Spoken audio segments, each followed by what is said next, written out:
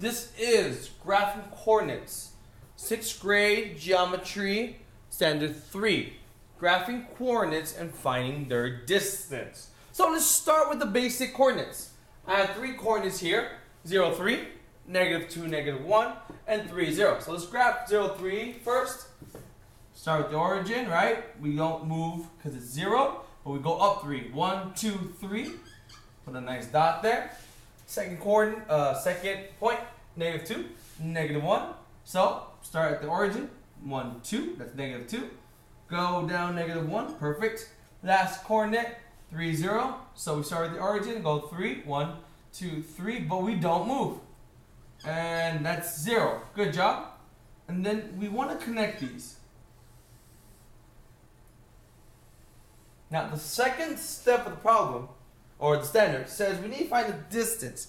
And we have a nice formula for that, right? The formula is called the distance formula, which is distance equals square root of x2 minus x1 squared plus y2 minus y1 squared. Now, you don't find all 3 distances at the same time. You don't find all 3 lengths at the same time. You want to find them one at a time. So let's start with the first 2 coordinates. Let's start with that coordinate and that coordinate, which is here and here. And we'll call this one x1, y1. And we'll call this one x2 and y2. And you take these coordinates and you plug it in the distance formula. So, since I'm not using this, I want to take that away for the room. Let's go ahead and start with our x2. x2 is -2. -2 is x2. And then we do x1, which is 0. So -2 minus 0, and that's squared. We're going to add that with y2.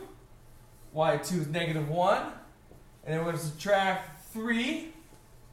And then we're going to square that. So this becomes -2 minus 0 is -2 squared plus, don't forget this radical. A lot of people forget the radical like I just did. That's -2 squared plus -1 minus 3 is -4. So that's -4 squared. This becomes, the square root of -2 squared is 4 plus 16. This becomes the square root of 20. Now depending on the lesson and the instructor, you can stay here or you can simplify it some more.